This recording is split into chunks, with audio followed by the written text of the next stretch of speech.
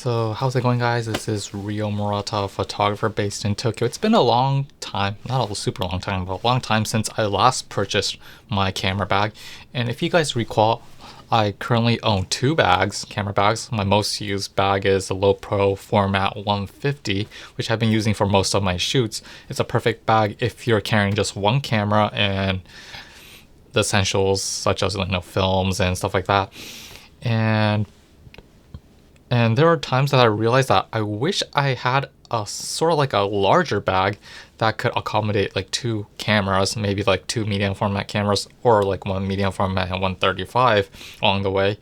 And I never mentioned in my video, but I also own a Lowepro Fastpack 350, if that's the right word, ever since I graduated from photography school. And it's hard to say, but it's a okay bag. But in my case, I've been using it for like 7-8 years or so, ever since I graduated from photography school. It's when I was like shooting with DSLRs back then, and you guys know DSLRs are like big, bulky, and you need a lot of cushions and stuff like that. So it basically provided good support back then, but ever since I like shifted from DSLRs to mirrorless when I'm shooting my product shots and stuff like that, and along with that, I'm shooting with medium format film cameras, which are like rangefinder type, so they're like much more compact than the DSLR. I realized that I was started to like search for the perfect bag, which sits in between the Format 150 and the Lowerpro Fastpack 350, and now I found that perfect bag. So, which is a Manfrotto MA2 Advanced Camera Fast Backpack. Man, that's long, a long name. But long story short, if you guys know about camera manufacturers, especially Manfrotto, and I guess Lowerpro does it at the same time, but when they release a new camera bag, obviously the previous generation goes onto this like fire sale, and this happens to like every type of products, phones, like smartphones, laptops, and stuff like that, because companies try to like throw away the stock that is left within their like warehouse because it's taking up space. It's cost a lot to like maintain that and stuff like that.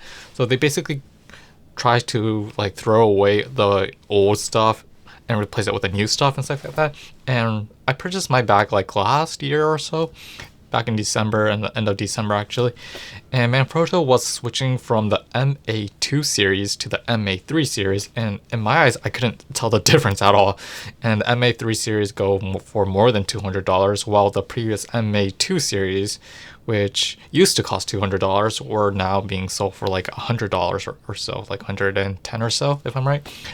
And I thought it was a bargain and a steal to just purchase one, and which can fill that void between the Fastpack Format 150 and Fastpack 350.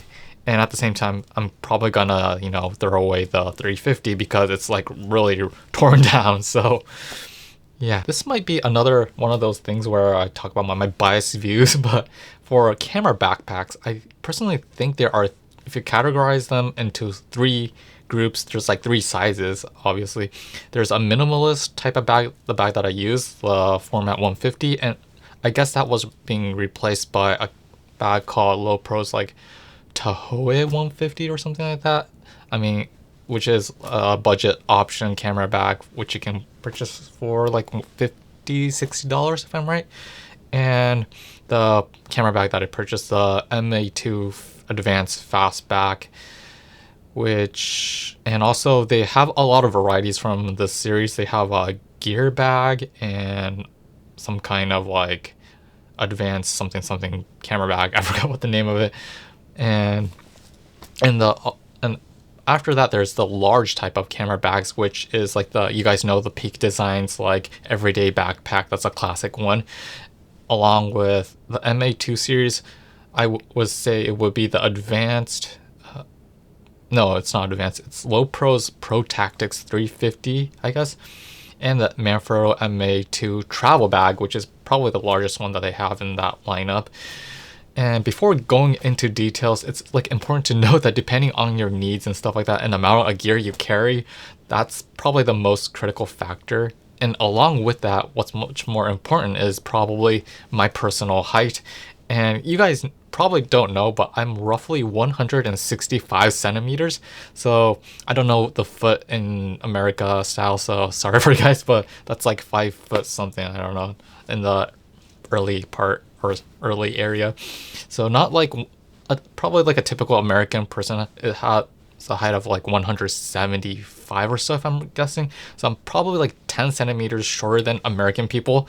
So keep that in mind. And you guys probably know that if you are similar in terms of size as me, like around 165 or so, the Peak Design bags, although they are really great, I mean, they are gigantic, and in my eyes it looks like shouldering like a turtle or something like that.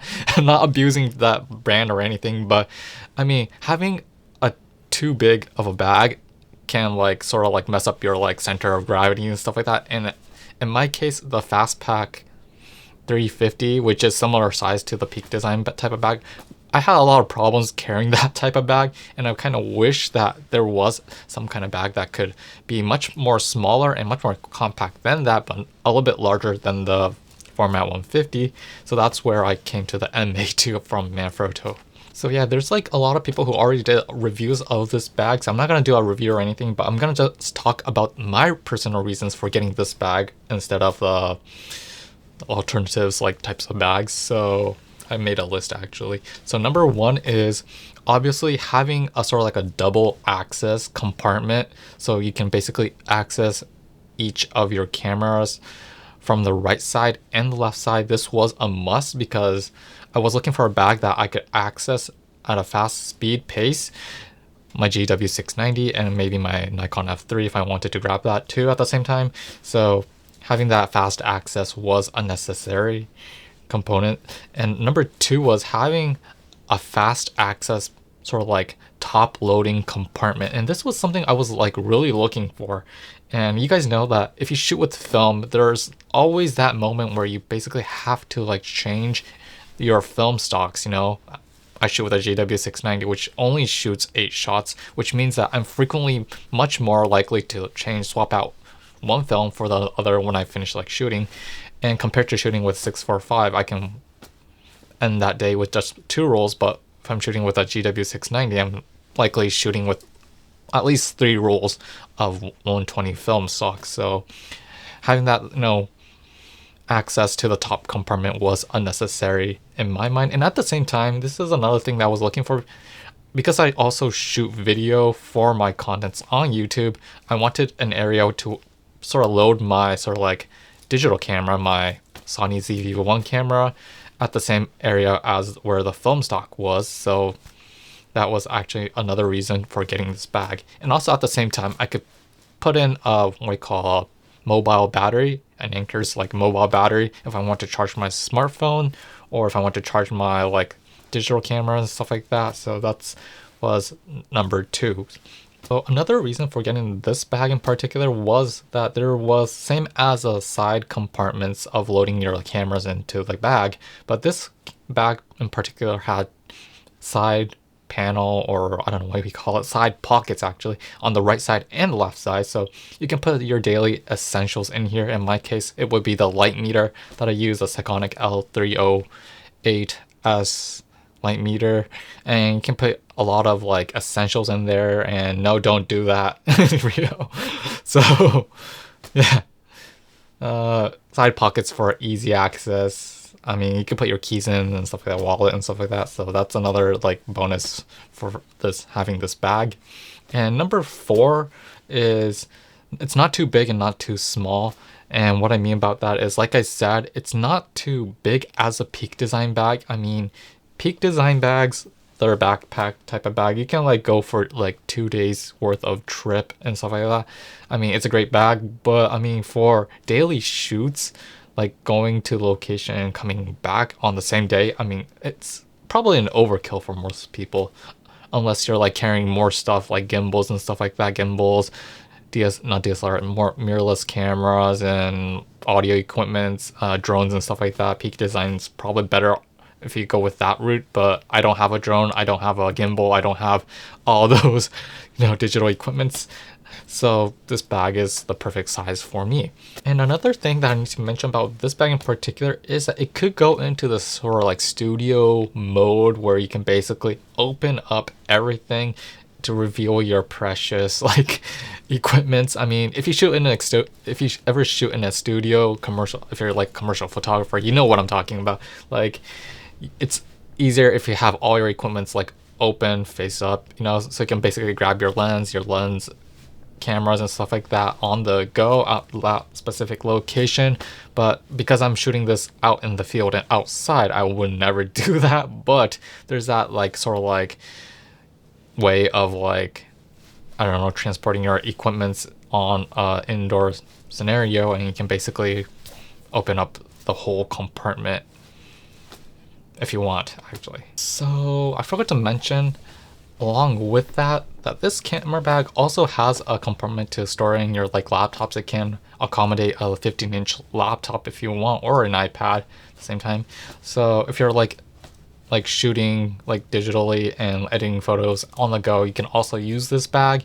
And I personally do not have a laptop at the moment. I built my desktop computer, and because of this pandemics, there's like not much time, not much like what I call those moments where I basically take my laptop on the go because I'm like stuck indoors. So yeah, probably I might purchase a laptop along the way, and that was like one of the another reasons for getting this bag. I wanted a camera bag that could fit a 15-inch laptop or a 13-inch laptop. So that's basically it, actually. So honestly, like camera bags typically, this is like my personal like view, but because we keep using camera bags, it's like clothes, you know, they kind of deteriorate over time. And I mean, there are those people who like basically use it until it kind of dies, you know, when the what you call the strap gets stripped away and stuff like that. But I personally try to not do that, but not frequently change bags, but more like maybe once in 3 or 4 years or so, try to like use it at its fullest until I basically hop over to a different bag. Because this happens to a lot of photographers, because our gears, our equipments, our cameras change over time. Like when we shifted from DSLRs to mirrorless cameras, and mirrorless cameras to compact cameras and stuff like that, like depending on our circumstances, it will change over time, like 5 years down the line, 5 years, 10 years down the line. And although the Fast Pack 350 from Lowepro was a great bag when I was shot with DSLRs back in the days, I guess, time shifts and things change over time, and our needs basically change. So I guess it's sort of like a worthwhile investment to make.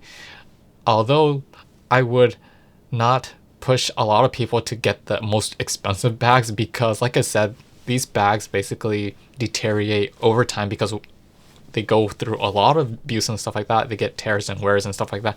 So it's not good to like invest in a super expensive bag like $200-$300, but more like 100 or maybe sub 150 might be a good area to look for if you're looking for that perfect camera bag. And that's basically my perspective of my experience over like using camera bags over the past like decade or so. So yeah, that's basically it. Honestly, I think I said everything about this bag mostly. And yeah, so yeah, if you have like any questions, or if you have like any kind of like comments, or at the same time, I'm kind of curious about what kind of camera bags you use when you go off to like shoot in the field or outdoors or maybe indoors, because giving advices to a lot of other people in the photography community will benefit us as a whole. So yeah, hope you guys like enjoy this video. And yeah, if you have any questions, please leave it in the comments below. I'd love to like reply. So yeah, we will see you next time. Peace. See ya.